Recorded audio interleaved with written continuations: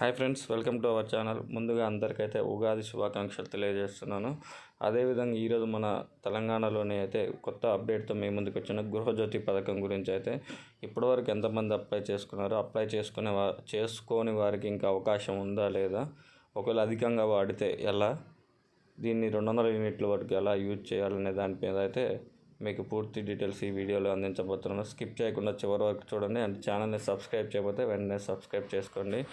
మన సీఎం రేవంత్ రెడ్డి గారు అయితే 6 పథకాలను అమలు చేయడానికి సిద్ధంగా ఉన్నారు. దానిలో భాగంగా అన్ని పథకాలు అమల్లోకి అయితే తీసుకొచ్చారు. దానిలో భాగంగా ముఖ్యమైనది ఏంటంటే గృహజ్యోతి పథకం. ప్రతి కుటుంబానికి 200 యూనిట్ల ఉచిత విద్యుత్తును అయితే అందించడానికి ప్రభుత్వం ముందుకు వచ్చింది. దాంట్లో బాగా చాలామంది దరఖాస్తు చేశారు. అందరికీ ఇప్పటివరకు అయితే దరఖాస్తు చేసిన ప్రతి ఒక్కరికి అయితే కరెంటు బిల్లు 0 వచ్చింది. కానీ కొంతమందికి ఏంటంటే తెలియక అప్లై చేయకపోవడం, కొంతమంది సమ్మర్ సీజన్ వల్ల కూలర్లు, ఏసీలు వాడడం వల్ల ఎక్కువ బిల్లు రావడంతో అయితే ఫుల్ అంటే ఎక్కువ యూనిట్లు వాడడంతో అయితే ఎక్కువ డబ్బులు అయితే కట్టాల్సి వస్తుంది.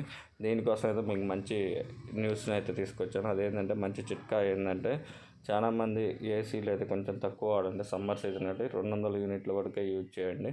అలా వాడితే మీరైతే 0 బిల్లుకి అయితే అర్హులు. దానితో పాటు మనం చూసుకున్నట్టయితే ఇప్పటివరకు అప్లై చేసుకొని వారు, రిజిస్ట్రేషన్ చేయని వారు కూడా ఇప్పటికి కూడా అవకాశం ఉంది. మీరు ప్రతి ఒక్కళ్ళు అప్లై చేసుకున్నట్టయితే మీకు ఇప్పటికైనా 0 బిల్లు రావడానికి అయితే అవకాశం ఉంది. ఇంకా ఓల్డ్ బిల్లు ఏమన్నా పెండింగ్ ఉన్నట్టయితే మీరు వెంటనే కట్టేసేయండి. అది కట్టకపోతే మళ్ళీ మీరు 0 బిల్లుకి అయితే అర్హులు కారు.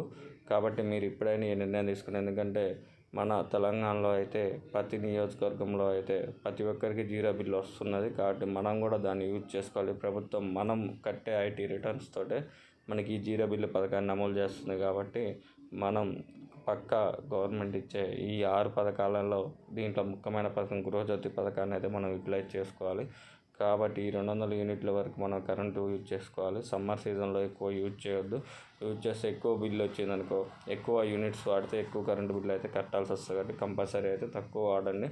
అండ్ మనం చూసుకున్నట్టయితే చాలామంది రిజిస్ట్రేషన్ అయితే చేసుకోలేదు. మీరు ఇప్పటికైనా ఇబ్బంది ఏం లేదు. మీ యొక్క ఇంట్లో ఉన్నటువంటి electricity, current bill and Aarogyasri card and మీ యొక్క ఫుడ్ సెక్యూరిటీ కార్డుని అయితే తీసుకొని వెళ్ళినట్టయితే మీకు ఇప్పుడే 200 యూనిట్ల గృహజ్యోతి పథకాన్ని అయితే అప్లై చేసుకోవడానికి అర్హులు. దాంతో పాటు మీరు మీ సేవలైన MRO office, MPDO office, ERO దగ్గర ఎక్కడైనా అప్లై చేసుకోవచ్చు దీనికి.